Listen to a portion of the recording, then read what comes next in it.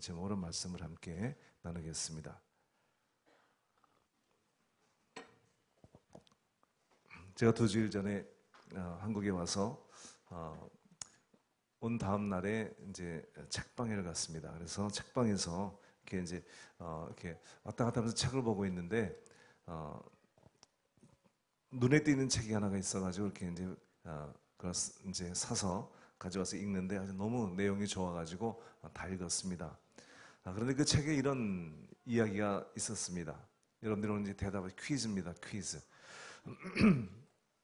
어느 청년이 2인승 스포츠카를 타고 이제 달리고 있었습니다. 옆에는 이제 좌석에 이제 빈 좌석이 있죠. 혼자 타고 가는데 횡단보도에 3명이 서 있었어요. 첫째는 이 형제를 성공으로 인도해줄 멘토. 두 번째는 일생을 함께 하고 싶은 그 아름다운 여인. 세 번째는 지금 사고를 당해가지고 부상을 입어서 지금 당장 응급실로 가야 되는 이 응급 환자가 있었습니다. 여러분, 그 옆자리에 누구를 태우시겠습니까? 네? 네. 성현교회는 신령한 분들만 모셔서 그렇게 뭐 성공 안 해도 그냥 나 결혼 안 해도 그냥 나는 응급 환자를 태우고 가겠다. 이런 말이죠. 네. 네. 교회는 이렇게 신령한 분들이 많아서요. 네. 다시 한번 기회를 드리겠습니다. 여러분 같으면 누굴 태우시겠습니까? 3번이에요. 계속. 네. 이 청년이 그 옆자리에 응급 환자를 태우고 키는 멘토한테 주고 자기는 아름다운 여인과 걸어갔답니다. 네. 네. 그 책에 나오는 내용이었습니다. 여러분, 주님의 나라와 의를 먼저 구하면 그러면 이 모든 것이 더해지죠. 네. 이 한 사람에게 은총을 베풀었더니 4명이 다 은총을 입었어요. 그렇죠? 이 멘토는 갑자기 차가 생겼지. 응급 환자는 병원에 가게 됐지. 자기는 아름다운 여인을 만나서 결혼하게 됐지. 다 이루어진 거예요. 다 이루어졌어. 이게 얼마나 축복입니까? 그러니까 우리는 삶을 살면서 언제나 이렇게 남을 생각하면서 살아야 되는데 사람이 우리가 생각지 못하던 것들, 우리 인간의 한계를 모두 초월한 그런 일들이 우리 가운데는 생깁니다. 여러분, 사람은요, 모든 게 내 생각대로 내 계획대로만 사는 것이 아니에요. 정말 어느 날 갑자기 우리에게 놀라운 일들이 생겨요. 전혀 예상치 않던, 전혀 생각지 않던 그런 일들이 우리에겐 생겨납니다. 저는 이번에 이제 한국에 나오면서 제가 나오면 꼭 그 여주에 있는 그 세계 십자가 선교회를 제가 꼭 갑니다. 거기는 이제 알코올 중독자들, 마약 중독자들이 모여 사는 곳이에요. 알코올 중독자들과 함께 미국에서 추방된 그 마약 중독자의 젊은 아이들, 1.5세, 2세 아이들이요. 거기 나와 살고 있어요. 치료를 받고 있습니다. 항상 이제 한 70여 명의 형제들이 거기 있고, 또 정릉에 이제 서울 쉼터에 30여 명, 100여 명이 이제 공동체 생활을 합니다. 제가 이제 항상 그 20여 년째 제가 거기를 항상 방문하고 항상 선교를 저희가 하고 있는데, 제가 갈 때는요, 이제 그 축제가 이제 벌어져요. 왜냐면 제가 돼지를 잡아가지고 이제 그들을 대접하거든요. 제가 올 때마다 이제 돼지가 이제 죽임을 당하죠. 네. 한 2마리 정도가. 근데 올해도 이제 제가 전화를 걸었습니다. 목사님, 제가 가니까 금요일 날에 돼지고기 파티를 준비하세요. 근데 이제 얼마쯤 드냐 하면 이제 그 형제들만 하면 이제 한 500불 정도가 들어요. 근데 이번에는 세미나가 있었기 때문에 외부 손님도 오기 때문에 한 200불 정도가 이제 더 들어서 한 700불 정도가 필요한데, 제가 그 전화를 걸어서 전 돈이 없었어요. 그리고 나서 이제 제가 미국을 떠나기 전날에 주일날이었는데 1부 예배를 마치고 2부 예배를 이제 하려고 준비를 하고 있는데 어떤 여자 집사님이, 어떤 부부가요 오더니 여자 집사님이 봉투를 이렇게 2개를 주는 거예요. 2개를. 그러면서 목사님, 이번에 그 십자가 선교회 가서 안 목사님 만나신다고 들었는데 점심 같이 식사하세요. 그리고 봉투 하나를 주고, 이거는 우리 교회 새벽 예배에 나오는 딴 교회 교인인데 고맙다고 이렇게 봉투를 줬어요. 그래서 이제 2개를 받았습니다. 첫 번째 거를 이렇게 제가 열어봤죠. 네요. 500불이 들어있었어요. 네. 그리고 두 번째 봉투를 열었는데 얼마가 들어있었을까요? 여러분들은 예언의 은사를 받으신 분들이에요. 어떻게 이렇게 잘하십니까? 어쩌면 200불이 여기 딱 들어있는 거예요. 700불이 그냥 그대로 온 거 있죠. 나는 아무한테도 얘기하지 않았는데 그렇게 하나님이 이분들을 통해서 돼지고기 파티할 돈을 준비해 주신 거예요. 정말 상상치 않던 일들이 우리의 삶 속엔 일어납니다. 여러분, 그것을 제가 말씀드리기를 제가 하나님의 은총이라고 말씀드리는 거예요. 하나님의 은총. 제가 이번에 와가지고 이렇게 하나님이 저에게 말씀을 주셨어요. 이 말씀이 너무나 제가 은혜스러워가지고, 그래서 지금 이 말씀에 계속 제가 2주간 동안 지금 제가 집회를 다니지만 하나님이 저에게 개인적으로 너무 많은 은혜를 주셔가지고요, 이 하나님의 은총이라고 하는 이 주제를 주신 거예요. 제가 여기 와서 이제 말씀을 정리해가지고 이제 오늘 여러분들에게 설교를 하는 것입니다. 하나님께서 이번 부흥 집회를 통해 성현교회에 또 여러분들에게 주시는 말씀인 줄 믿습니다. 저는 여러분들이 이 말씀을 다 받으시고요, 저는 이 말씀을 제가 받으면서 저에게 너무나 많은 하나님의 은총이 저에게 임했어요. 그리고 이 말씀이 저의 일생에 하나님의 은총을 베풀어 주실 것을 저는 분명히 압니다. 그래서 저는 이 말씀을 여러분들과 함께 나누면서 이 말씀의 축복이 여러분 모두에게 그대로 임하게 되기를 예수님의 이름으로 축복합니다. 할렐루야. 자, 여러분, 하나님의 은총이 오늘 주제인데요. 자, 하나님의 은총이 임하면 이제 4가지의 우리의 특별한 축복이 임합니다. 첫째요, 하나님의 은총이 임할 때 평범한 자가 탁월하게 쓰임을 받게 되어집니다. 할렐루야.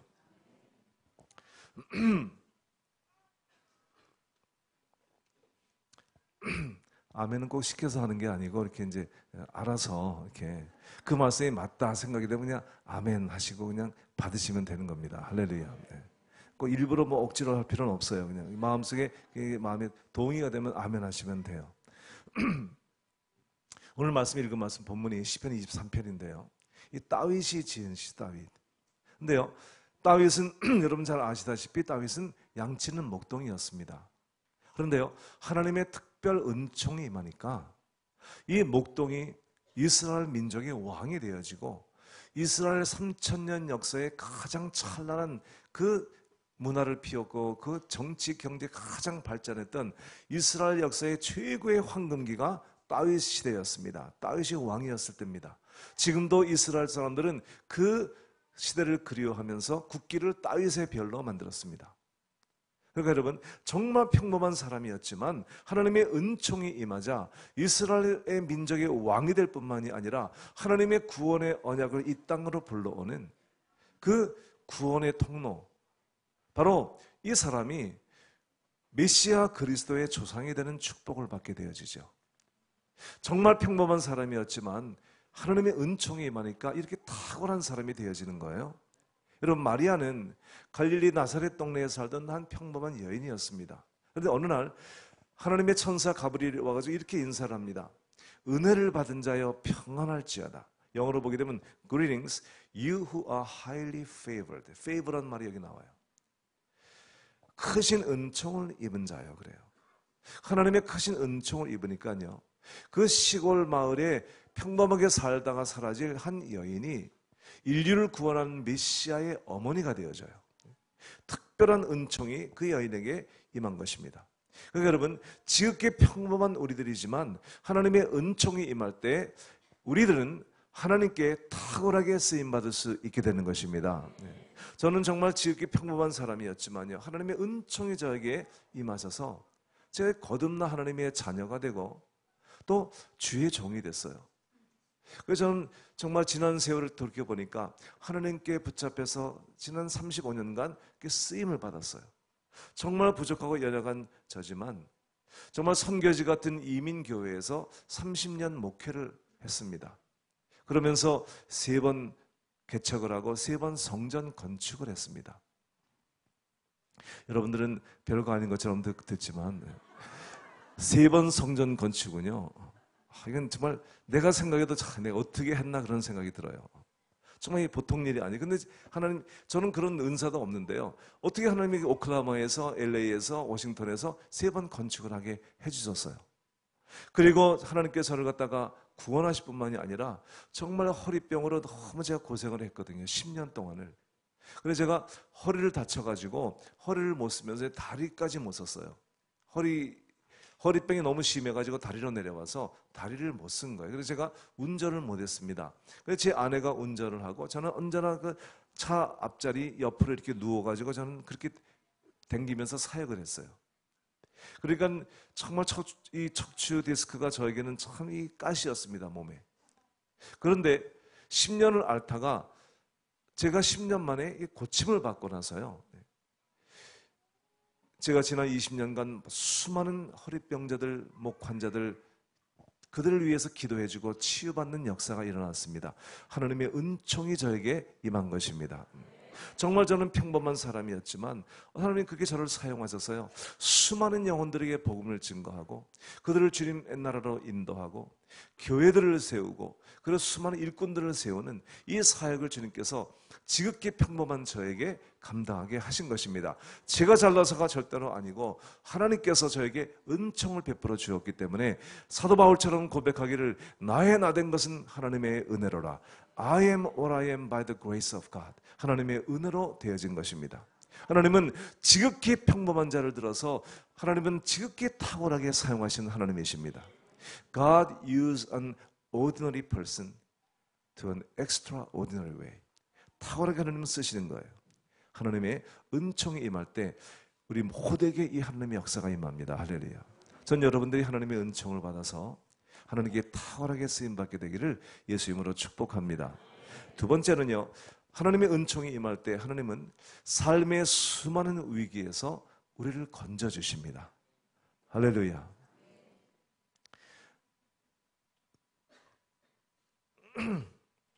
하나님의 은총이 임했다고 하는 것은요, 이제는 아무런 문제가 없다는 말이 아니에요.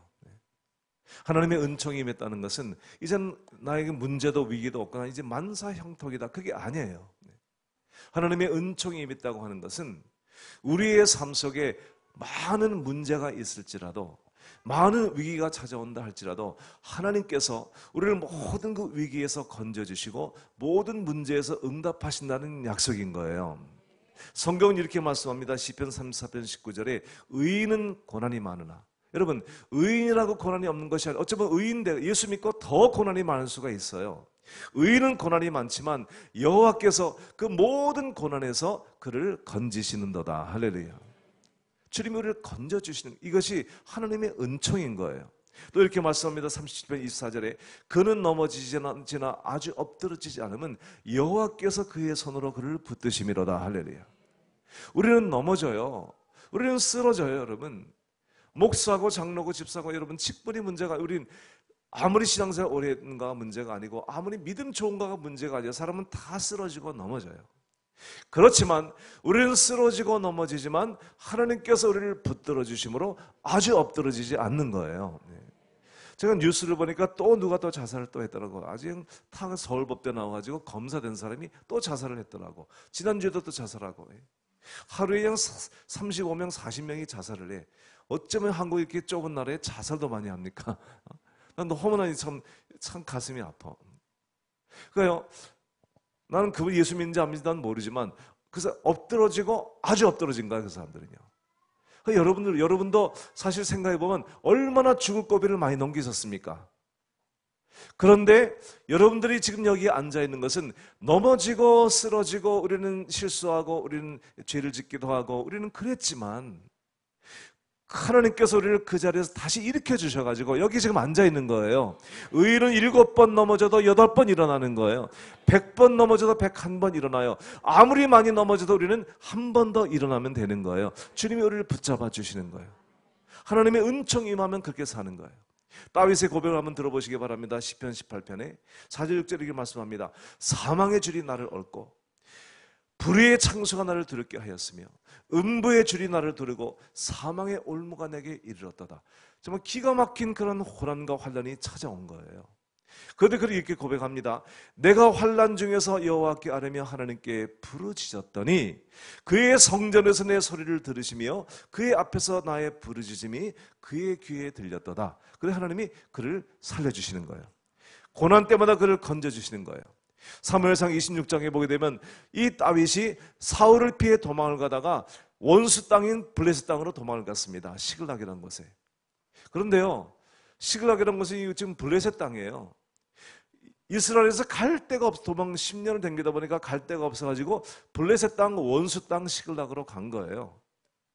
그런데 거기도 눈치 보고 살아야 되니까 블레셋이 전쟁에 나갈 때 다윗이 부하들을 데리고 블레셋을 돕기 위해서 같이 전쟁에 나간 것입니다. 그리고 지금 여기 자기 동네 시글락에는 아내들과 아이들이 거기 남아 있었어요.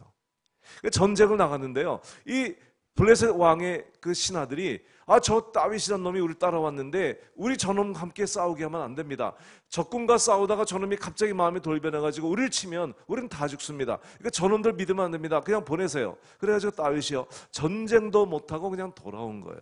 돌아와서 보니까 시글락에 그때 마침 다윗이 그 자리를 빈 것을 알고 아말렉 군사가 쳐들어와서요, 이 아내들과 자식들을 몽땅 다 잡아가 버린 거예요. 기가 막힌 겁니다.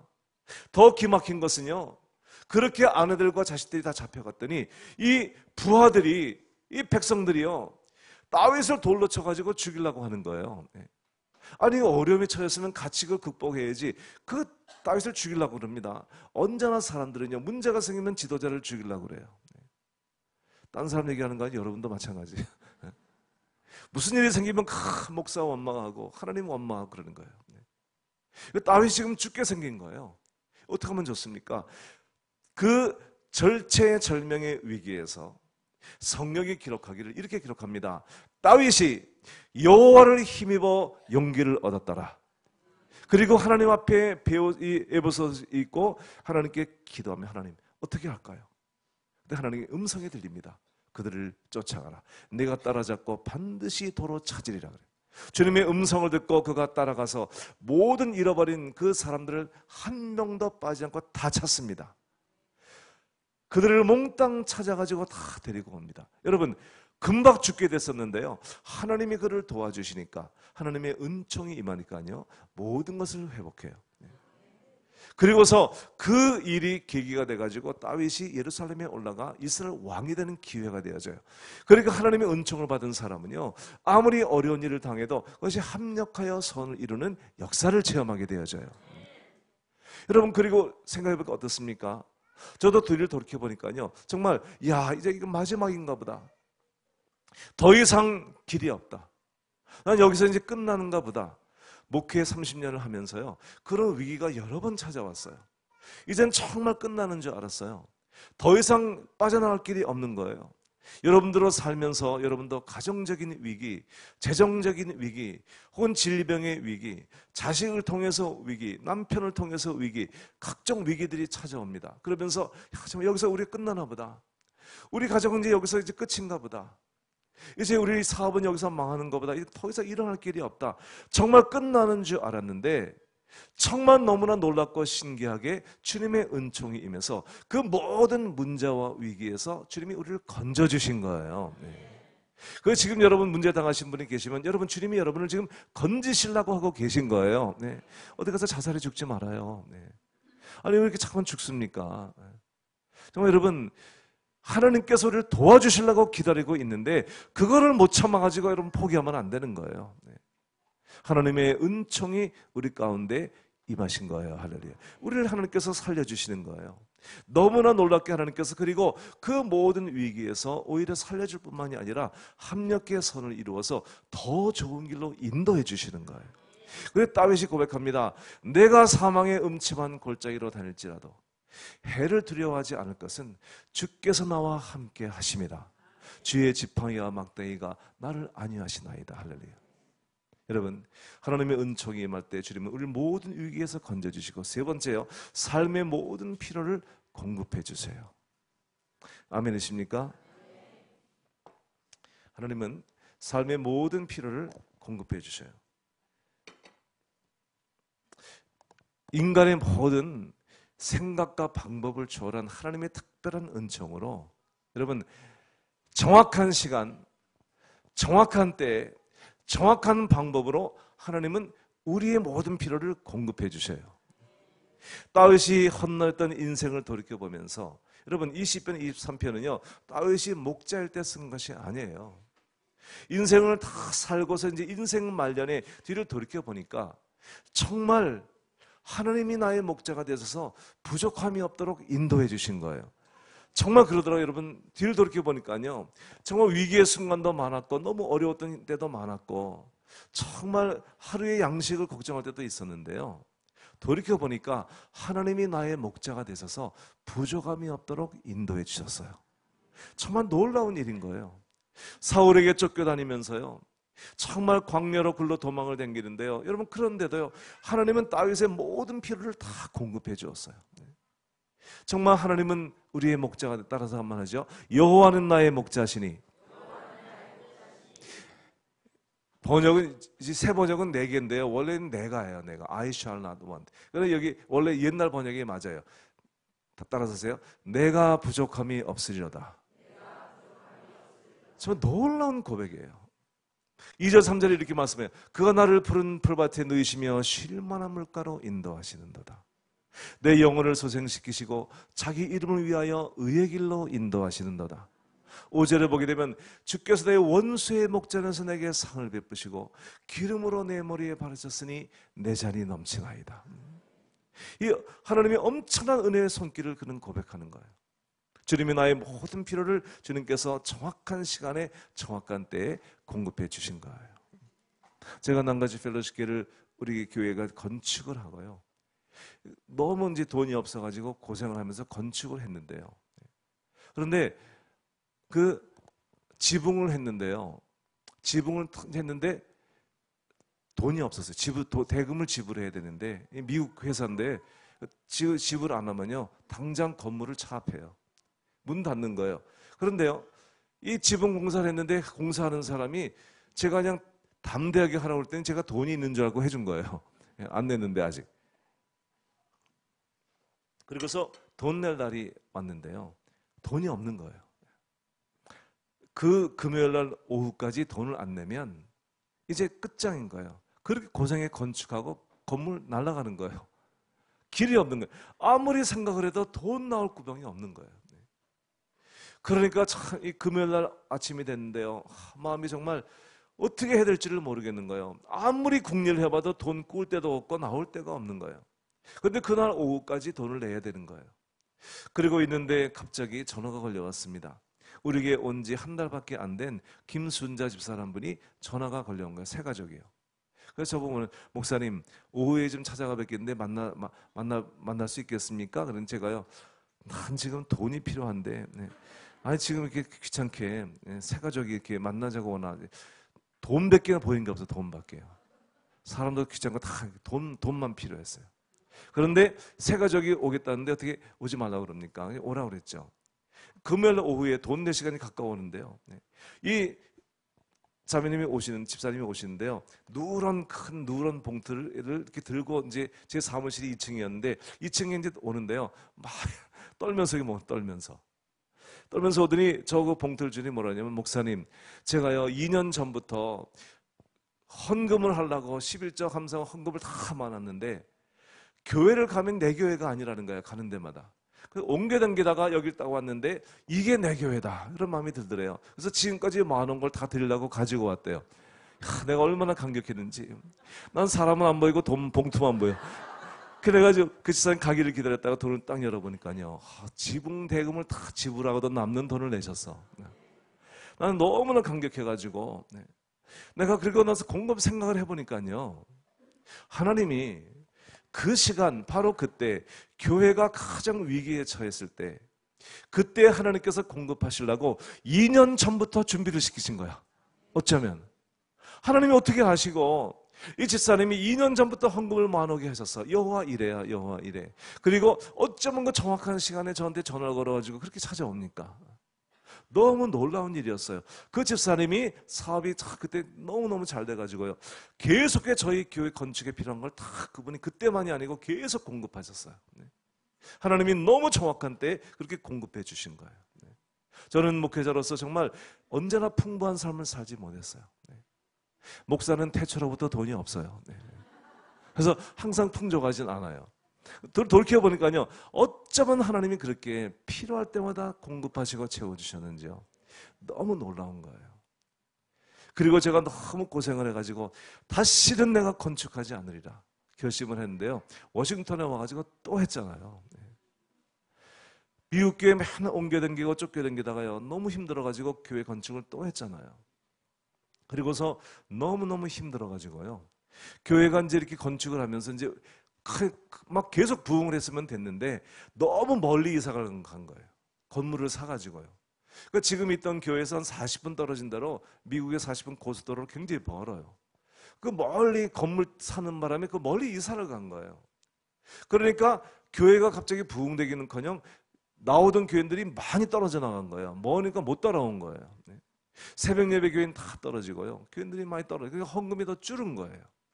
그런데 은행은 두 군데다 빚을 져가지고요, 헌금이 들어오면 매주일 다 은행 빚을 갚아야 돼요. 그 목사 사례는 못 받는 거예요. 2년 동안요. 그럼 미국 생활이라는 거는요, 한 달 사례비 못 받으면 못 살아요. 우리도 집이 있기 때문에 집세를 30년 동안 내야 되거든요. 근데 이게요, 은행은요, 한 달, 두 달만 밀리면 그냥 그대로 그냥 끝이야, 끝장이야. 그냥 집 날아가는 거야. 폴클로즈 하는 거야. 그 용서가 없어요, 은행들이요. 그러니까 교회도 빚을 졌으니까 교회도 빚을 갚고, 교회도 헌금 들으면 무조건 첫 번째 은행으로 가야 되는 거예요. 목사는 언제나 뒷전이야. 그 목사도 또 자기 집도 페이해야 되잖아요. 안 주니까 어떡합니까? 정말 이거 너무너무 힘든데요. 제 안사람은 병이 들었어요. 그래서요, 2년 동안 살해 못 받으면 생각을 한번 해보세요. 어떻게 살았는지. 저는 그냥 믿음으로 살지만 제 아내는 살림을 해야 되니까 그냥 병이 들더라고. 그래가지고 그렇게 힘든 과정을 통과하는데요, 정말 어떻게 하나님이 공급을 하시는지 진짜 까마귀로 지만 물어다 주시더라고요. 정말 하나님께서 기적적인 방법으로 그때그때마다 하나님이 필요를 채워주셔서 죽지 않고 살아서 여기까지 왔습니다. 여러분, 정말 놀랍게 신기하게 하나님이 그렇게 하나님이 해주시는 거예요. 특별한 방법으로요. 그래서요, 여러분, 우리 간증해요. 나의 갈 길 다가도록 예수 인도하시니. 여러분, 그 찬양이요, 무슨 일을 만나든지 만사형통하리라. 4살 돼가지고 소경된 파니 크로스비 여사가요, 80여 년을 살면서 8,000여 편의 찬송시를 졌는데요, 이 가사가 그 파니 크로스비 여사가 지은 찬양 가사예요. 어느 날 돈 5불이 없어가지고 하나님께 기도했대요. 하나님, 5불이 필요합니다. 기도하고 있는데요, 누가 노크를 하대. 밖에서 문을 딱 열어보니까 어떤 행인이 지나가다가 그 파니 크로스비 여사가 이러더래요. 내가 이 집 앞을 지나가는데 하나님이 나에게 이 집에다 5불 주고 가라고 그랬다고. 그래가지고 5불을 주고 간 거야. 기도하고 있는데 그 자리에서 응답을 받은 거야. 100불 달라고 그럴 거지. 그래요, 이 파니 크로스비 여사가 너무나 감동을 받아가지고요, 그때 지은 찬송이 바로 나의 갈 길 다가도록 해요. 예수 인도하시니 무슨 일을 만나든지 만사형통하리라. 이 찬송 가사를 지은 거예요. 할렐루야. 하나님은 우리의 모든 필요를 공급해 주세요. 제가 이것을 털사 오클라호마에서 신학 공부할 때 하나님이 이 말씀을 저에게 주신 거예요. 우리 첫째 아들 2살 반 자슈아, 존 둘째 아들 1살 때요, 그 두 애들을 데리고 이제 오클라호마에 공부를 하러 갔어요. 그런데요, 가가지고 석 달 되니까 가져간 돈이 다 떨어지더라고요.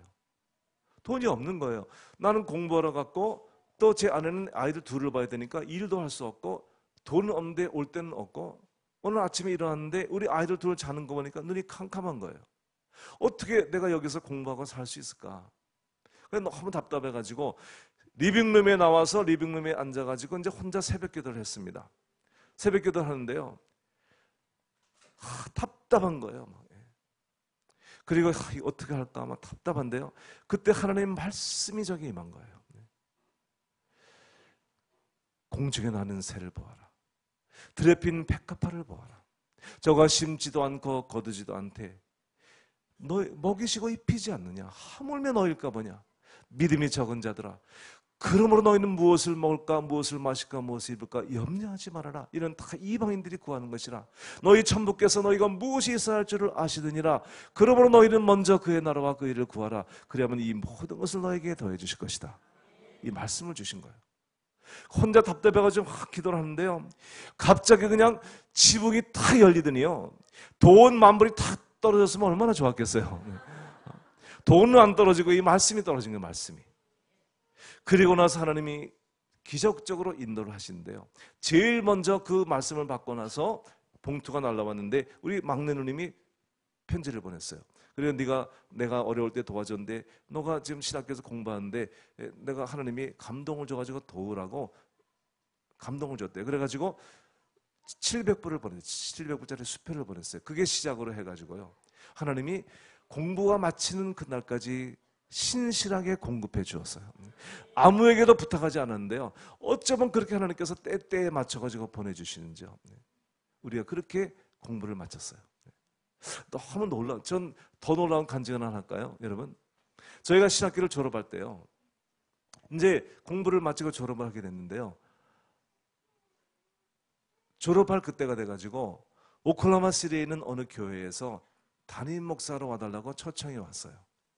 여러분, 담임 목사로 가면 뭐가 나오죠? 월급이 나오잖아요. 월급이. 이제는 사람들이 안 보내줘도 살 수 있잖아요. 그때 내가 나한테 그 돈 보내준 사람들한테 아무한테도 내가 목회자로 가게 됐다고 얘기 안 했어요. 왜냐면 월급도 받고 그것도 받으려고요. 그러면 좀 잘 살 거 아니겠어요? 너무 힘들게 살았으니까. 양쪽을 받으면요. 그래서 제가 얘기 안 하고 이제 담임 목사로 갔는데요, 너무 놀랍게요, 담임 목회를 하는 그 순간부터 모든 게 다 끊어졌어요. 어쩌면 얘기도 안 했는데 그렇게 끊습니까, 사람들이요? 너무 신기한 거예요. 그때 내가 제 아내한테 말했습니다. 이건 돈이 오는 것보다 더 큰 기적이다, 이거는. 하나님이 어떻게 아시고 돈 많으면 타락할까봐 먹을 만큼만 주시는 거야, 먹을 만큼만. 여러분, 성경에 무슨 얘기가 나오냐면요, 여호수아가 이스라엘 백성을 데리고요, 요단을 딱 건넜더니 만나가 끝쳤어. 야, 신기해 이게. 왜냐면 이제 땅을 갈아서 먹어도 되는 거예요, 이제. 그러니까 사막에서는 이 농사를 지을 수 없으니까 하늘에서 만나가 내렸는데요, 요단강을 딱 건너니까 이젠 땅을 갈수 농사를 지을 수 있게 되니까 만나가 끝인 거야. 나 그걸 체험을 했어. 목회자 사회비를 받게 되니까 모든 돈이 다 끝인 거야. 얼마나 하나님이 정확하신지 내가 그랬습니다. 우리는 저 히말라야 산 꼭대기에 올라가도 하나님은 공급해 주신다. 이 믿음이 확실히 저에게 임한 거예요. 여러분, 그리고 제가 생각을 했습니다. 만약에 그때 기도했을 때 천장에서 돈 만불이 떨어졌으면 그거 다 쓰고 끝났을 텐데, 말씀이 떨어지니까 평생을 하나님이 공급해 주시는 거야. 돈보다 말씀이 훨씬 더 귀한 거야. 응답을 받은 거예요. 그래서 저는요, 하나님은 나의 모든 필요를 공급하신다. 여호와는 나의 목자시니 내가 부족함이 없다. 이게 저의 인생의 일생의 고백입니다. 여러분, 하나님의 은총이 임하심으로 여러분의 모든 필요를 하나님이 공급해 주시기를 예수 이름으로 축복합니다. 네 번째는요, 하나님의 은총이 평생에 함께 한다는 거예요. 하나님의 은총은요, 왔다가 사라지는 게 아니에요. 하나님의 은총은요, 우리의 평생에 함께하는 것입니다. 시편 30편 5절에 말씀합니다. 그의 노염은 잠깐이요 그의 은총은 평생이로다. 저녁에는 울음이 깃들지라도 아침에는 기쁨이 오리로다. Weeping may endure for a night, but joy comes in the morning. 여러분, 아침에 슬픔이 있다. 슬픔은 사라지고요, 기쁨이 우리에게 찾아오는 거예요. 여러분, 누군가가 평생을 함께 한다는 거예요, 절대 쉬운 일이 아니에요. 사람들은 왔다가 환경이 안 좋아지고 세상이 변하고, 여러분, 마음이 변하면 사람은 다 떠나요. 저는 이 교회에 정말 지금까지 역사에 10년, 20년, 30년 같이 있던 분들은요, 정말 훌륭한 분들, 위대한 분들이에요. 제가 목회를 하면서 깨달은 거는요, 재주 있고 은사 있고 이런 거는요, 여러분, 그거는 사라져버려요, 언젠가. 그런데요, 가장 귀한 것은 변치 않고 함께하는 사람이라는 것을 저는 깨달았어요. 이게 가장 소중한 거예요. 우리 목사님도 그러실 거예요. 이 교회에 정말 변치 않고 언제나 함께하는 사람, 언제나 그 자리에 앉아있는 사람, 언제나 나와 함께하는 사람, 이 사람이 너무나 소중한데요. 근데 사람은 그러지가 못해요. 환경에 따라 사람은 변해요. 그러나 여러분, 하나님의 은총은 평생에 우리와 함께하는 것입니다. 할렐루야. 이것이 너무나 소중한 거예요. 심지어 다윗은 하나님께 범죄했어요. 정말 인간으로 저지를 수 없는 그런 죄를 저질렀어요. 사랑하는 부하의 아내를 뺏어다가 간음을 하고요. 그 죄를 덮으려고 그 충신 우리아를 그냥 죽여버렸어요. 그 못된 짓을 했는데요. 하나님이 비록 다윗은 징계했을 망정 그를 버리지 않으셔요. 그를 책망하고 그를 매를 때리셨지만 하나님은 그를 버리지 않으시고 하나님은 한 번 베푼 그의 은총을 거두지 않으시고 다윗의 평생에 함께 하신 거예요. 너무나 소중한 거예요. 그래서 다윗이 여러분 고백하는 것입니다. 그의 노염은 잠깐이요 그의 은총은 평생이다. 여러분, 제가 지난날을 돌이켜 보니까요, 잘한 건 별로 생각이 안 나요. 그냥 제가 잘못한 것들, 실수한 것들이 그렇게 이제 나이가 먹으니까요, 잘못한 것들이 이렇게 잠깐만 떠올라. 하대 그때 그런 실수하지 말걸. 내가 왜 이렇게 실수를 했을까? 이런 생각이 자꾸 떠오르는 거예요. 저도 그냥 죄 짓고 실수하고 쓰러지고 넘어지긴 다 부지기수로 넘어졌어요. 그런데 하나님께서요, 버리지 않으시고요, 지금까지 저를 붙들어 주신 거예요. 여호수아 1장 5절에 말씀합니다. 네가 어디로 간지 내가 너를 떠나지 않으면 너를 버리지 아니하리라. 내가 너와 영원히 함께하리라. 주님이 약속해 주신 거예요. 하나님의 은총은 평생인 것입니다. 그래서 이게 소중한 거예요. 제가 여러분 매년 한국에 나오거든요. 올해는 2번 나왔는데요. 제가 매년 한국에 나오는데요. 한국에 와서 이제 주로 집회를 많이 하지만 제가 한국 나와서 가장 한국에 나오고 싶고 나오면 좋은 이유가 뭐냐면 변치 않는 친구들이 있기 때문이에요. 5명이고 5명. 그 중에 한 분이 최재원 목사님이에요. 그리고 한 번 맺은 우정과 그 동역이요, 변치 않고 계속되는 거예요. 난 그게 너무너무 소중한 거예요. 언젠가 버릴지도 모르겠지만 그러나 난 안 버릴 줄 믿어요. 그게 너무 소중한 거예요. 내 인생의 가장 큰 자원은요, 변치 않는 친구 동역자들이에요. 여러분, 사람은 혹시 변하시더라도 하나님은 변치 않으세요. 여러분, 때로는 부모가 버리기도 해요. 제가 이번 여주 십자가 선교에 갔더니요, 그 어느 가정에 온 아이가요, 31살인데 부모가 버렸어요. 마약에 취해가지고 엄마를 이불로 덮었대요. 그냥 죽이려고. 근데 엄마가 너무 무서워서 못 살겠는 거야. 그래가지고 얘를 그냥 한국으로 버렸어. 그냥 버리고 이제 어디로 도망갔겠지. 다시 못 찾아오게. 여러분, 살아가던 자식도요, 너무 속을 썩이니까요, 부모가 그 자식을 버리더라고요. 옛날에 박정선 목사님 한 분이 그랬어요. 그냥 깡패로 그냥 너무 못된 짓을 하고요, 아버지를 막 두들겨 패니까요, 아버지가 도저히 견디지 못해가지고 그 아들이 군대 간 사이에 도망을 가버렸어요. 그리고 호적에서 아들을 그냥 팥버렸어. 그냥 도망을 간 거야. 근데 그 박정선 그분이 어느 날 그 순복음교회에서 부흥 집회를 하는데 누가 거기를 데리고 와서 참석했다가 은혜를 받고 이분이 변화가 돼가지고 목사님이 되신 거야. 또 깡패가 목사가 되니까 이제 부흥사가 됐어. 그래서 이제 오늘 충청도 어느 교회에 부흥회를 갔더니요, 거기 자기 엄마 아버지가 앉아있더래요. 거기. 그래가지고 제가 설교했대요. 우리 부모는 나를 버렸을지라도 하나님은 나를 버리지 않으신다 그랬대. 정말 지금 그러신 거예요. 사람은 버려도 하나님은 버리지 않으신 거예요. 그래서 다윗이 고백합니다. 나의 평생의 선하심과 인자하심이 정녕 나를 따르리니 내가 여호와의 집에 영원히 거하리로다. 여러분, 다윗의 고백인 거예요. 하나님은 우리를 버리지 않으세요. 저는 가슴 아픈 일 가운데 제일 가슴 아팠던 것은 우리 교인의 아이가 죽을 때였어요. 몇 번 그런 일을 당했는데요. 우리 교회 장로님의 딸이 미셸이라는 딸이 너무 하나님을 사랑하고 너무 참 그 신앙이 너무나 귀한 아이였는데 심장병으로 죽었어요. 제가 선교를 갔다 왔는데 임종할 때였습니다. 그 임종 예배를 드리려고 이제 그 병원에 갔는데요. 엄마 아버지가요, 자식이 죽으니까요, 너무 가슴이 찢어지게 우는 거예요. 병원 침대 밑에 이 부부가 무릎을 꿇고 막 우는데요. 위로할 길이 없더라고요. 위로할 길이요. 그래서 제가 참 어찌할 바를 모르다가 이제 숨이 넘어가게 됐으니까 임종 예배를 드렸어요. 임종 예배 드리는데 얘가 너무 하나님을 사랑하는 얼굴이 막 천사 같아요. 세상을 숨이 넘어가기 전인데 너무 천사 같은 거예요. 그래서 찬양을 드리는데 찬양 항상 2곡 부릅니다. 태산을 넘어 헝곡에 가도, 그리고 평화로다. 이 찬양을 드리는데요, 너무 얼굴이 평화스러운 거예요. 그러면서 거기서 이제 숨을 거두는데요, 야, 정말 여러분, 자식이 죽는데 엄마 아버지가 같이 못 따라가더라고요. 그런데 그 마지막 순간, 호흡이 끊어지는 그 순간에 그 아이와 함께 하시는 주님을 저는 보았어요.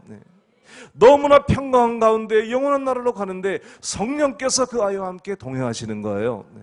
여러분, 부모가 함께 가지 못해도, 남편과 아내가 그 마지막 순간을 같이 가지 못해도 하나님은 우리와 영원히 함께 하시는 거예요. 할렐루야. 그 인자하심이 평생에 우리와 함께 하시는 거예요. 여러분, 놀라운 일입니다. 여기서 말씀을 마치려고 하는데요, 그런데 하나님의 은총을 입는 방법이 2부예요. 할까요 말까요? 난 물어보고 하는 거예요. 너무 길다 그럴까 봐. 이거 할까요 말까요? 하지 말라고 그래도 하려고 그랬었어요. 이걸 하고 끝나야 되기 때문에. 여러분, 이 놀라운 하나님의 은총이 어떤 사람들에게 임할까? 4가지를 간략하게 말씀드리고, 첫째요, 하나님의 은총은요, 우리가 뭘 해서가 아니고, 첫째는요, 이거는 하나님의 전적인 주권적인 선택이에요. 하나님이 우리를 택하신 거예요. 이게 정말 너무 놀라운 사실인 거예요. 우리의 출생, 배경, 조건, 우리의 행위 아무것도 관계없이 하나님께서 어느 날 나를 전폭적으로 하나님이 선택하신 거예요. 아브라함이 잘나서가 아니고, 출생 배경이 좋아서가 아니고, 갈대아 우르 땅에 살던 아브라함을 하나님이 찾아가셔서 전적으로 그를 선택하셔서 믿음의 조상으로 세워주신 거야. 그가 여러분 의로운 사람이 아니었어요. 실패를 많이 했어요. 그 실수도 많이 했어요.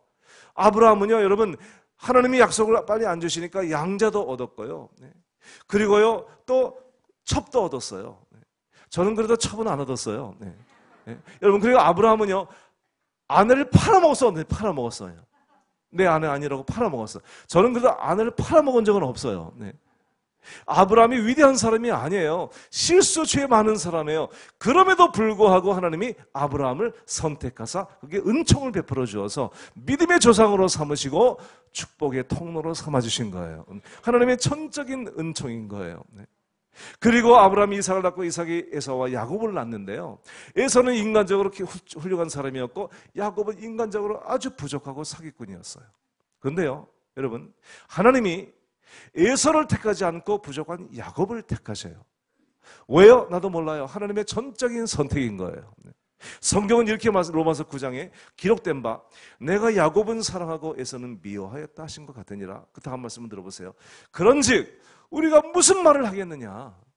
하나님이 택했다는데 누가 무슨 말을 하겠느냐? 하나님이 하신 거라는 거예요. 여러분, 하나님이 불의하냐? 그럴 수 없느니라. 하나님은 긍휼히 여길 자를 긍휼히 여기시고 불쌍히 여길 자를 불쌍히 여기시느니라. 여러분, 우리는 부족하고 연약하고 죄 많고 우리는 마음대로 살았는데 어느 날 주님께서 나를 보시고 불쌍히 여기셨어요. 여러분과 저를 주님의 자녀로 택하신 거예요. 누가 무슨 말 하겠냐? 하나님이 택하셨는데, 그 다음 말씀이 뭐냐면, 원하는 자로 말미암음도 아니요 다른 박제한 자로 말미암음도 아니라. 무슨 말이에요? 내가 원해서 된 것도 아니고 내가 노력해서 된 것이 아니라는 거예요. 하나님의 전적인 선택이라는 거예요. 오직 긍휼히 여기시는 하나님으로 말미암음이니라. 그 다음 말씀을 들어보세요. 그런즉 하나님께서 하고자 하시는 자를 긍휼히 여기시고, 하나님은 그러세요. 하고자 하신 자를 완악하게 여기느니라. 어떤 이는 하나님이 어떻게 그렇게 하실 수 있느냐? 그러지만 여러분, 어찌하여 하나님을 허물하느냐 너희가?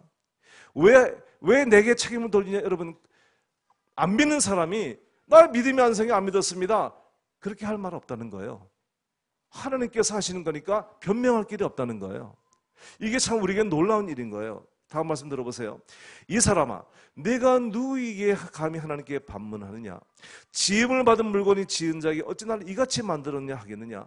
토기장이가 진흙한더기로 하나는 귀에 쓸 그릇을, 하나는 천이 쓸 그릇을 만들 권한이 없겠느냐? 여러분, 하나님의 주권적인 선택으로 여러분과 저를 주님의 자녀로 삼아주신 거예요. 이 놀라운 사실인 거예요. 어떤 사람은요, 정말 여러분, 아무리 복음을 전해도 안 받아들여. 이게 너무 있어요. 기도도 많이 해주고 했는데 아무리 전해주고, 그리고 이 사람이 위기가 닥쳐가지고 죽을 때가 돼도요, 어떤 사람은 죽어도 안 믿는 사람이 있어. 야, 정말 놀라운 일이죠. 어떤 목사님이 간증하시더라고. 그 교회 권사님 남편이 너무 군인 고급 장교인데요, 안 믿는 거야. 이 아내는 그렇게 예수를 잘 믿는 권사님인데 남편이 치도기도 안 믿는 거야. 근데 그 남편이 암이 걸렸어. 그래가지고 이제 목사님하고 이 부인하고 너무나 이제 드디어 때가 왔다. 예수 믿는 사람은 암 걸렸는데 굉장히 좋습니다, 기분이. 왜냐하면 이제 예수 믿을 때가 온 거야. 그래가지고요, 암 걸려 누워있는 그 남편, 그 군대 장교를요, 이 아내와 함께 목사님이 이제 찾아가셨어.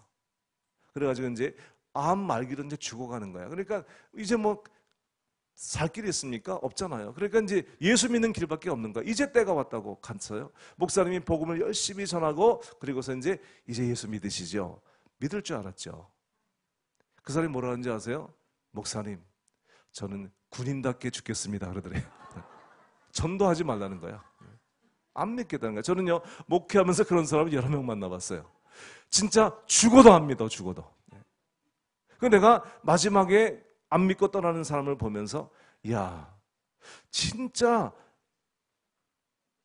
이 안 되는 사람이 있구나, 정말. 난 그러면 믿을 줄 알았는데 그래도 안 되는 사람이 있구나. 야, 정말 하나님이. 그러고서 내가 깨달은 것은 나를 택하신 것이 너무나 고마운 거예요. 어쩌면 나도 23살 때까지 안 믿었었거든요. 믿음이 안 오는 거예요. 어떻게 처녀가 아이를 낳습니까? 어떻게 홍해바다가 갈라집니까? 물고기 도마에 떡 어떻게 5천 명을 먹입니까? 순 가짜인 거죠. 고등학교 때 제가 교회를 다녔는데요, 안 믿어지는 거예요. 목사님 설교하는 거 하나도 안 믿었어요. 그냥 문학책으로 좋아했죠. 기적은 하나도 믿지 않았어요. 하나님이 천지를 창조하셨다 누가 봤냐? 난 안 믿어요. 믿어지지 않는 거예요. 여러분, 처녀가 아이 낳는 거 정말 믿어지지 않는 거예요. 난 그래서 안 믿었어요.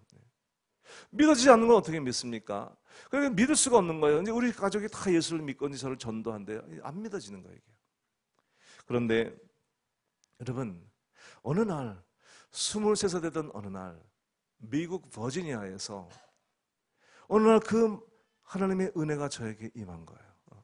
그리고 하나님의 참 그 하나님의 꿈을 꾸는데요, 꿈속에 내가 이제 죽은 거예요.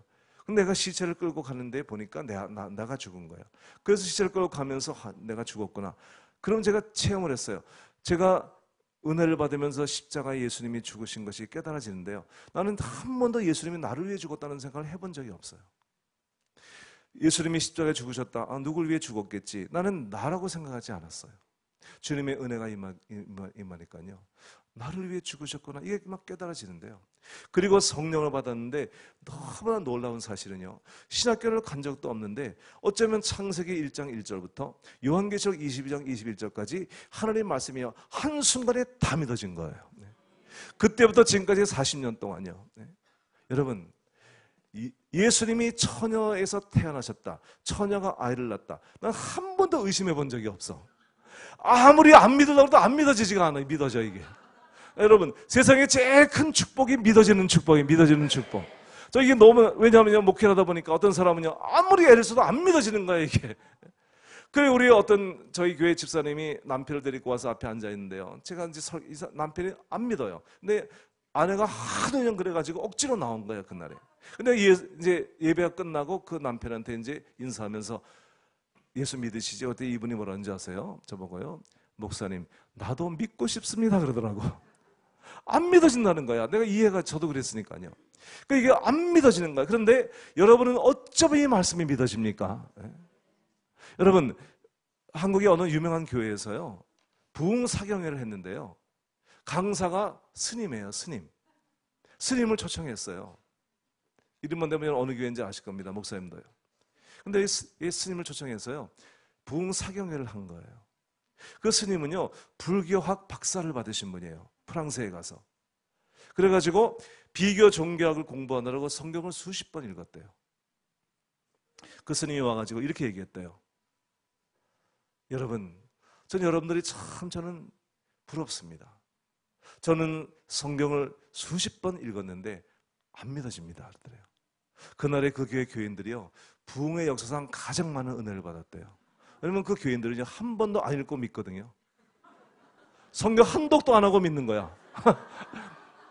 그 스님은요, 수십 독을 했는데 안 믿어지는데 어쩌면 한 독도 안 하고 다 믿습니까? 이게 은혜가 아니겠습니까, 여러분? 예. 여러분 얘기 아닙니까, 솔직히? 예. 그리고요, 여러분, 성철 스님은 평생을 돌을 닦고 앉아가지고 10년을 잠을 안 자가지고 앉아서. 나도 한번 해봤다가 죽을 뻔했어요. 네, 얼마나 힘든지. 제가 흉내를 한번 내봤거든요. 아니, 불교 믿는 사람들 이렇게 하는데 생실 갔다가 뭐 30년인가 하고요. 똑같은 옷을 10년 입고요. 예, 앉아서 장좌불화라고 앉아가지고 자는 잠을 10년 이상을 그렇게 산 거예요. 한번 해보려고 하룻밤 했다가 내가 죽을 고생을 했습니다. 그게 쉬운 게 아니에요. 그런데요, 그 많은 고생을 하고요. 그 많은 고행을 하고 정말 가정 버리고 아내 버리고 다 버렸어. 그냥 그 굴에 들어가서요 10년 동안 이 두 분 불출 그냥 이 전부 다 철조망으로 막고요. 아내가 오는 걸 못 들어오게 하고 10년 동안 세상 끊고 굴 속에서 사는 거야. 지독하게. 그 주제가 뭐냐면 진리를 위해서 목숨을 바친다예요. 거기 써 있어요. 지독합니다, 여러분.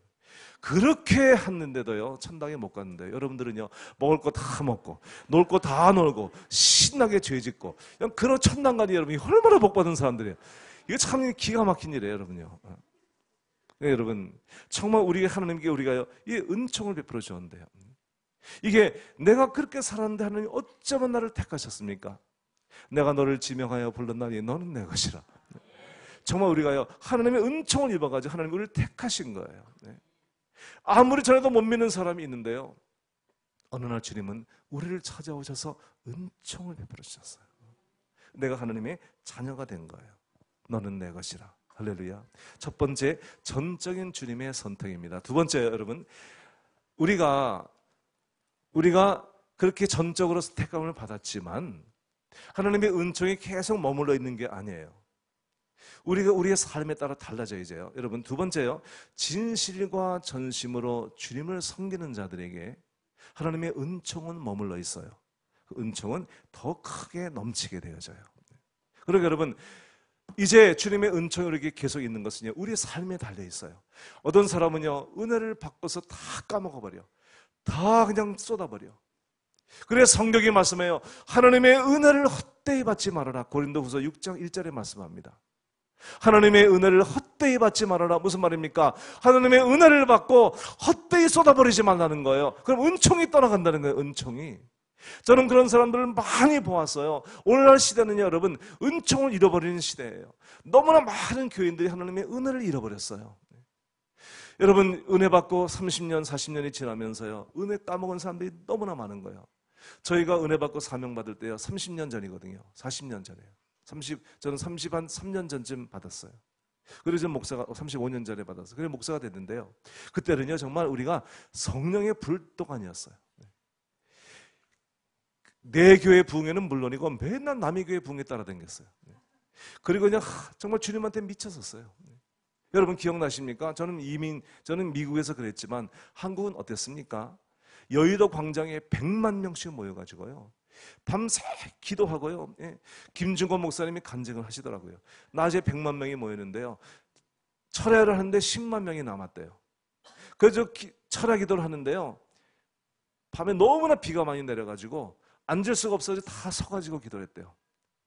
그리고 이 눈물인지 빗물인지 모르게 막 쏟아지는데요 밤새 기도를 하면서 아침에 너무 감동이 돼가지고 목사님이 내려갔대요. 그래가지고 어느 자매님한테 물어봤대요. 자매님 뭘 위해서 기도하십니까? 그랬더니요 그 자매가 하는 말이 목사님 저는요 식모인데요 제가 이 주의 종은 못 되지만 저는 열심히 일해가지고 돈 벌어서 신학교 신학생들 2명을 제가 돕기 원합니다. 그리고 밤새 기도한 거예요. 어느 할머니 뭘 위해서 기도하세요? 저는요 돈이 없지만 제 돈을 모아가지고 선교사님한테 선교비를 보내고 싶어요. 기도 제목이에요. 여러분 한국 교회가요 그래서 부흥한 거예요. 여러분 요즘에 그런 집회가 있습니까? 자기 교회 집회에도 안 나와 요즘에는요.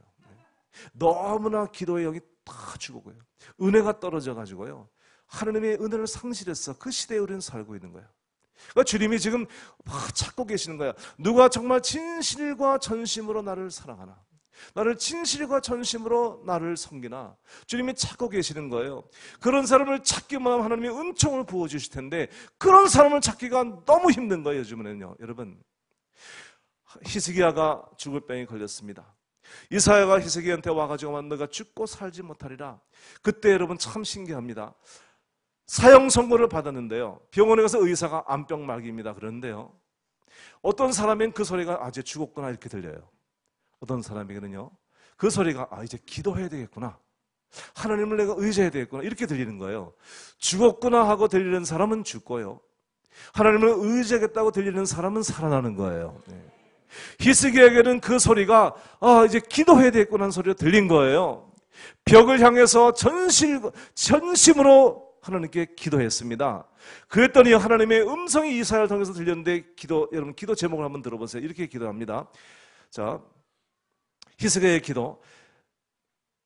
여호와여 구하오니 내가 주 앞에서 진실과 전심으로 행하며 주의 목전에서 선하게 행한 것을 기억하옵소서.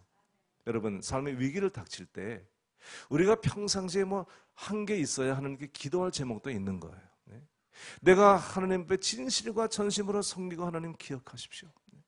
그리고 나를 살려주세요. 그런데요, 한 것이 없는 사람은요, 할 말이 없는 거예요. 할 말이. 네가 죽는다고 그래도 죽는구나. 그밖에 이제 할 말이 없어. 그러면 안 되는 거예요. 여러분, 진실과 전심으로 주님을 섬기는 사람들은요, 죽음의 위기가 와도 하나님, 내가 주님을 진실과 전심으로 섬기지 않았습니까? 난 아직 할 일이 남아있습니다. 나를 살려주세요. 그럼 하나님께서 그 수명을 연장시켜 주시는 거예요. 히스기야 수명을 15년 연장시켜 주시고요, 전쟁에서 승리케 하셨어요. 진실과 전심인 거예요. 할렐루야. 주님이 이렇게 대답하십니다. 내가 내 기도를 들었고 내 눈물을 보았노라. 내 수 안에서 15년을 더하고 너를 원수의 손에서 건져내고 이 성을 보호하리라. 제가 여러분 첫날에 여러분들에게 말씀드렸습니다. 정말 우리가 신앙생활하고 지금까지 왔더니요, 내가 옛날보다 너무 순수하지가 못하고 뜨겁지가 않아. 내가 처음에 은혜 받고 이 성령 받고 주의 종이 될 때 나는 정말 세상에 주님밖에 보이는 것이 없었어. 다 드려도 부족해가지고 주님 내 몸 바칩니다. 그리고 신학교 갔어. 그리고 그냥 아침이나 밤이나 온통 하루 종일 주님 은혜로 주님 생각에 살았어. 지금은요, 그때 열정에 너무 못 미치는 거예요. 그리고 지금 정말 주님을 만나면 주님이 나면 뭐라고 하실까? 정말 이것이 너무나 마음속에 하나님 만날 준비가 안 된 것 같은 거예요. 어쩌면 신앙이 더 좋아져야 되는데 신앙이 떨어집니까? 이렇게. 그러니까 이게 참 문제인 거예요. 하나님 우리를 보고 뭐라고 하실까? 저희 어머님은 98세셔요. 근데 지금도 건강하게 살아계셔요. 근데 우리 어머님은요, 손주가 많은데 그 손주 가운데 제 딸 은혜를 제일 사랑하셔요. 왜냐하면 손주들이 할머니 보러 와가지고요, 할머니하고 있는 거 재미없으니까 하이 그러고 자기들끼리 놀다 가거든요. 근데 우리 딸은요, 오면 할머니 손을 붙잡고 그렇게 얼굴에 비비고요, 할머니 I love you 사랑한다고 그러는 거예요. 그러니까 우리 어머니는요, 딴 애들은 전부 다 가짜야. 은혜만 진짜야. 그러니까 우리 어머니는 항상 딴 것들은 전부 가짜야. 은혜만 진짜야. 그러는 거예요. 그래서 여러분, 제가 생각하는 거예요. 하나님은 나를 보시고 정말 진짜라고 하실까? 가짜라고 하실까? 여러분, 진실과 전심으로 주님을 섬길 때요, 주님의 은총은 끊임없이 우리 가운데 임하게 되어집니다. 세 번째요, 나누고 베푸는 사람에게 하나님은요, 그 은총을 끊임없이 베풀어 주세요. 나보다 힘들고 어려운 자들을 위해서 나누고 베푸는 사람들이 하나님은 끊임없이 우리에게 베풀어 주시는 거예요. 그래서 저는 이것을 너무나 많이 체험을 했어요. 끊임없이 이것을 체험을 해요.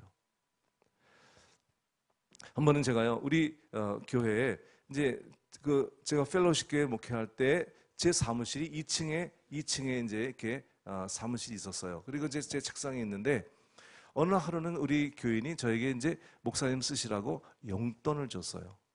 용돈을 줬는데요, 이 용돈이 항상 오는 게 아니라 가끔 와. 가끔 오면 이게 너무나 귀해. 왜냐하면 이 용돈이요, 그냥 내가 어디다 놔둬요, 제 아내가 다 가져가. 이거를 책갈피에 꽂아놔도 어떻게 안 이걸 찾아가. 저희 돈이 이제 목회자가 항상 생활이 넉넉지 않으니까 제 아내가 그냥 불꽃 같은 눈동자로 다 찾아내. 내가 숨길 데가 없는 거야, 이걸. 내가 이제 제 사무실 그 책상 서랍에 깊숙이 넣어놓고 그리고 자물쇠로 잠갔어요. 근데 그때부터 이상한 일이 생겼어요. 제가 성전에 교회 오면 언제나 성전 문을 열고 성전 제일 앞에 우리 최 목사님 와보셨는데요. 성전이 아주 큰 성전, 이게 아주 천장은 높고 큰 성전입니다. 그 맨 앞에 가서 이제 기도하고 사무실로 올라갔는데요. 그 사무실에 내가 돈을 숨겨놨을 때부터 항상 돈이 생각이 나는 거야. 이게 잘 있을까 아닐까. 교회 오면 제일 먼저 오피스에 올라가서 그걸 열어보고 돈 있는 거 확인하고, 그리고 그 다음에 이제 성전은 잘 안 가죠. 그러니까 그 사무실로 가는 거야. 그러니까 이러면 안 되는데, 그러면서도 항상 여러분, 그때 제가 깨달은 것이 있어요. 내 물질이 있는 곳에 마음이 있느니라. 그 말씀 내가 깨달았어. 진짜 항상 생각이 거기 있는 거야. 그 돈 잘 있을까? 항상 그 생각이 나는 거예요. 근데 어느 날 우리 교회 신학생 서명석이라는 신학생이 있는데요. 방학 때 왔다가 신학교 돌아간다고 이제 인사하러 온 거예요. 밑에서 문을 두드리는데, 목사님, 접니다. 기도받으러 왔어요. 그런 거예요. 그래서 이제 이 신학생이 이렇게 올라오는데요. 자꾸만 그 돈이 생각이 나는 거예요. 네. 그러면서 이 돈, 이걸 죄를 주라고 성령이 감동하시는데요. 제가, 성령님 감동 좀 하지 마세요. 네. 이게 내가 어떻게 숨겨놓은 건데, 이거 내가 이 필요할 때 쓰려고 내가 이거 숨겨놓은 건데 감동하지 마세요. 네. 난 기도만 하고 보낼 겁니다. 네. 그래서 제가 싸우고 있었습니다. 와서 이제 무릎 꿇고 딱 기도해 주는데 계속 그 돈이 생각이 나는 거예요, 지금. 그래가지고, 성령님 가만히 계세요. 네. 난 기도만 하고 보내. 그거 내가 필요할 때 쓰려고 내가 숨겨놓은 건데 자꾸만 생각나게 하시면 어떡합니까? 그런데 기도 다 끝났는데 안 되겠어, 도저히. 그래가지고 그걸 꺼내가지고 줬잖아요. 그냥 가려면 그냥 가지. 뭘 기도받으러 온다고 또 와가지고 이 돈을 뺏어갑니까, 이걸요. 네. 정말 아까운 걸 줬어요. 근데요, 2시간쯤 있다가 전화 걸려온 거예요. 우리 교회에 댕기시다가 아들 때문에 딴 교회, 아들 교회를 떠나신 권사님이 전화가 오셨어요. 목사님, 점심 식사 사드리려고 전화했어요. 전화도 안 하던 권사님이 갑자기 전화를 한 거예요. 나올 수 있냐는 거예요. 물론 나가죠. 왜냐하면 그런 전화가 올 때는 분명히 점심보다 뭐 또 딴 게 또 있어. 그래가지고 나갔죠. 점심을 딱 먹고 봉투를 주더라고요. 내가 그 준 돈 그대로 받았잖아요. 네. 어쩌면요, 여러분, 주머니 하나님이 공급하시는데요. 나 이 간증이 너무너무 많아, 간증이요. 내가 정말 계속해서 몇 시간을 할 수 있어. 네. 하나만 더 할게요, 하나만. 네. 제가 오클라호마에서 목회할 때요, 우리 교회에 바디메어 중창단이란 소경 중창단이 왔어요. 소경 4명, 인솔자 2명 해가지고 6명이 왔어요. 그 동부에서 이렇게 차를 타고요, 그냥 24시간 걸리는 먼 거리를 6명이 온 거예요. 그런데요, 우리 찬양 집회를 하는데 이분들이 끝나면 이제 이 헌금, 사례금을 드려야 되는데요. 이거 그냥 100불, 200불 드리면 안 되는 거예요. 6명이 그 대륙을 건너왔는데요. 근데 저희 교회에 돈이 없었어요, 그때요. 항상 없어요, 근데.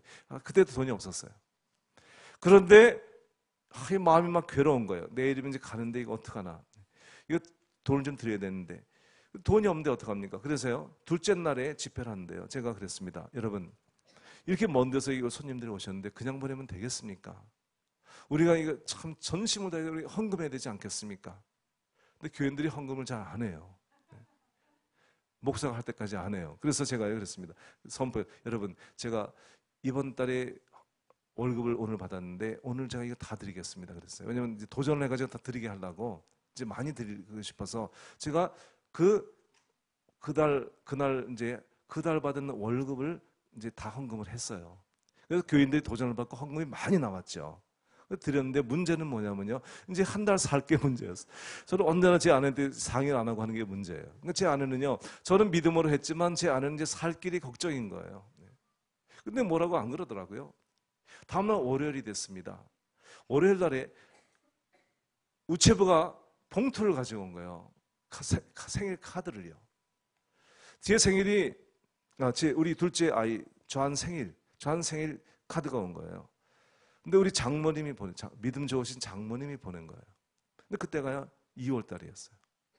근데 4월 달에 생일인데 2월 달에 온 거예요. 그래서 딱 열어보니까요, 제 월급보다 500불 더 많은 엄청나게 많은 돈이 장모님이 올해 많으셨다가 저희가 공부하면서 고생을 하니까 보냈는데 우리 둘째 아이 생일날에 보낸다는 게 착각을 하셔가지고 4월 달인데 2월 달에 보내신 거야. 근데 내가, 야, 착각도 어쩌면 이렇게 타이밍이 잘 맞냐. 그리고 여러분, 더 놀라운 사실은 제가 깨달은 건 뭐냐면 그 카드는요 이미 와 있던 거예요. 우체국에 와 있던 걸 다음날에 배달한 거지 이미 와 있던 거예요. 하나님께서요 미리 저의 살 것을 예배하시고 제 마음을 감동하셨던 거예요. 네. 그래서 하나님께서 다 예배하시고 준비하시고 채우시는 거예요. 여러분, 언제나 우리는 베풀면요 하나님이 항상 우리를 채워주셔. 그렇게 우리는, 여러분, 이 서현교회도 베풀기를 좋아하는 교회잖아요. 선교사님들 많이 후원하고요. 그리고 구제하고 나눠주기 좋아하고요. 저희가 어릴 때도 우리 교회를 서현교회에서 도우셨어요.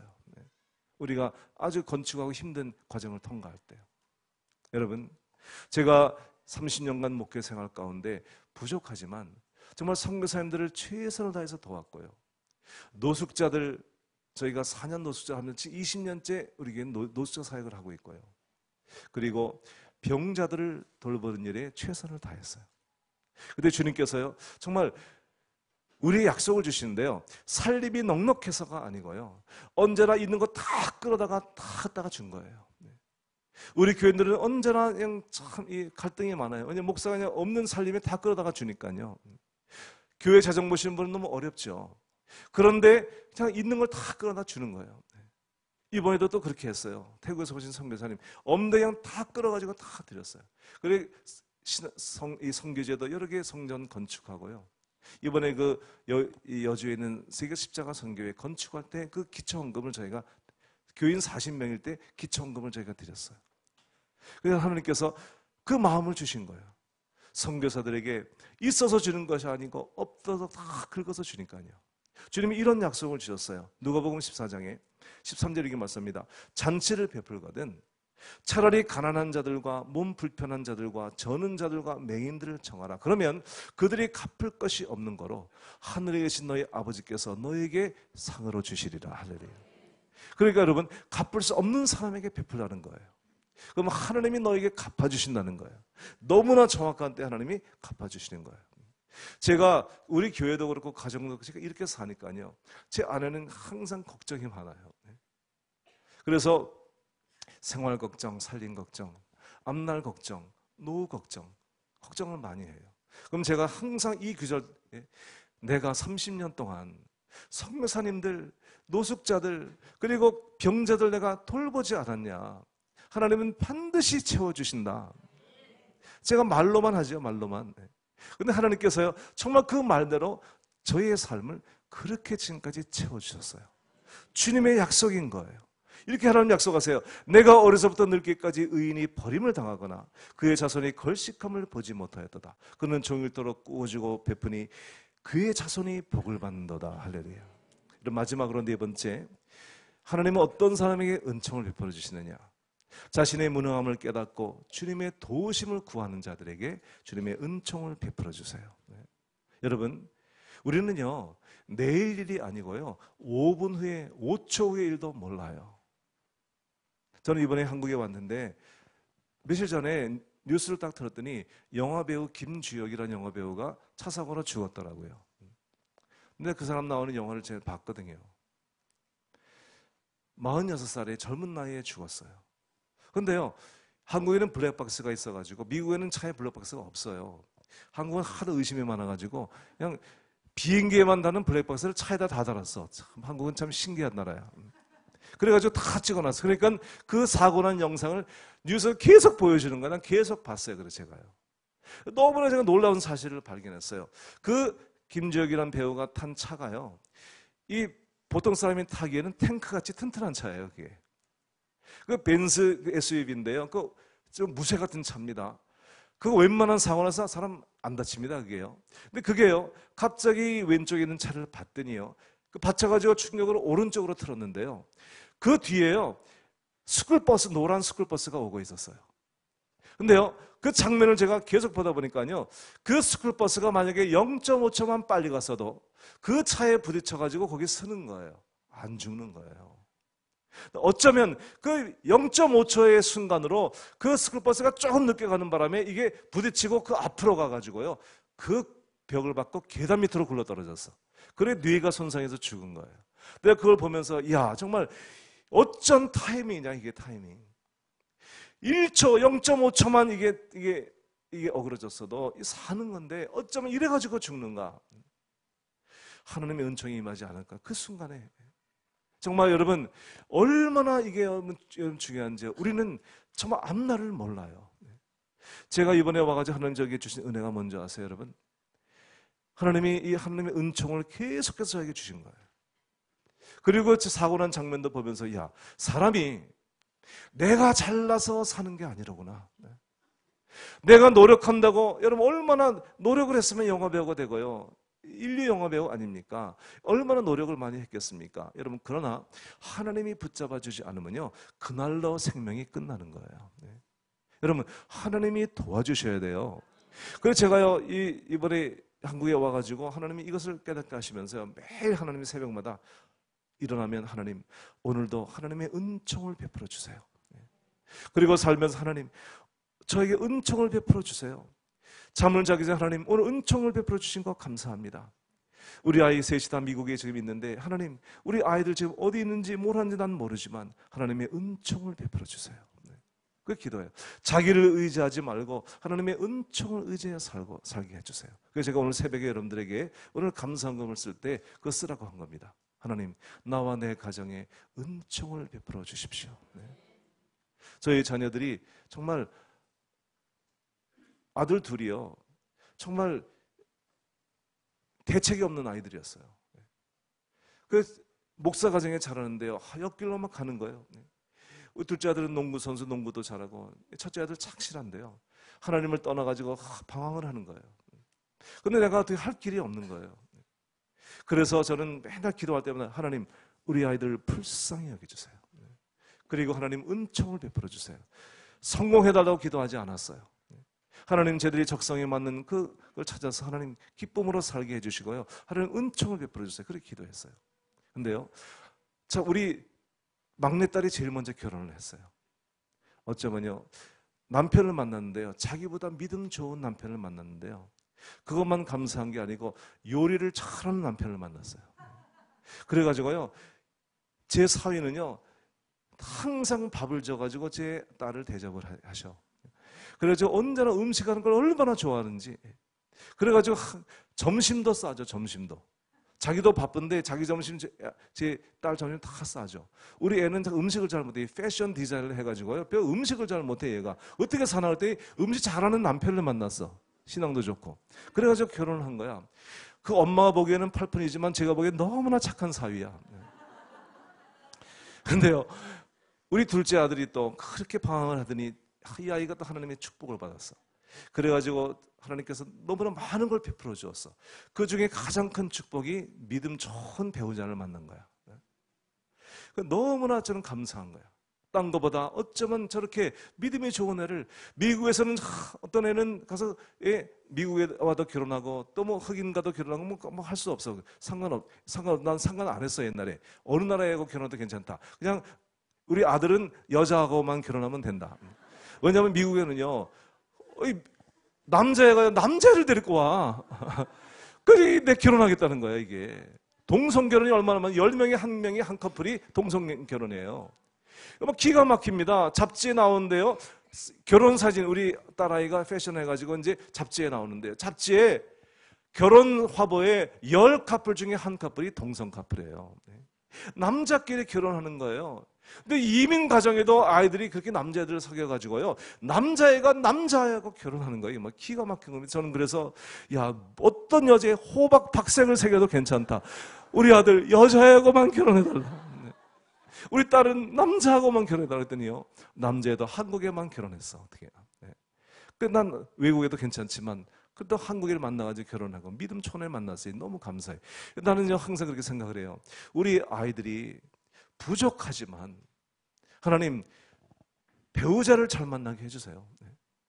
여러분 내 자식이 부족해도 배우자를 잘 만나면요 행복하게 살 수 있지만 내 자식이 아무리 똑똑해도 배우자 잘못 만나면 인생 끝장나는 거야. 그러니까 이게 여러분 내 힘으로 절대로 안 되는 거야. 이게 하나님의 은총이 임해야 돼. 할렐루야. 그렇게 기도하는 하나님 은총을 베풀어 주십시오. 나와 내 가정에 하나님 은총을 베풀어 주십시오. 하나님, 서영교회 부흥이 오는 길 주제로 여러분 집회를 하는데요. 저는 이 교회가요, 하나님의 은총을 입은 교회가 되기를 바랍니다. 이미 입었지만요, 더 은총이 넘치는 교회가 되기를 바랍니다. 할렐루야. 그러면 여러분, 부흥은 자동적으로 오는 거예요. 여러분, 가정이 부흥되고, 여러분, 심령이 부흥되고, 교회가 부흥되는 거예요. 하나님의 은총을 입으셔야 돼요. 네. 우리 그렇게 기도하는 거예요, 오늘이요. 여러분, 오늘 이 찬송 우리가 부를 건데요, 이 찬송 여러분 가사를 들어보세요. 얼마나, 주여 우린 연약합니다. 우린 오늘 힘겨워합니다. 죄도 드리며 살기엔 부족합니다. 우린 연약합니다. 주여 우린 넘어집니다. 오늘 하루 또 실수합니다. 우린 부족해요. 주의 긍휼이 없으면 못 살아요. 그런 죄인이에요. 우린 주님만 바라봅니다.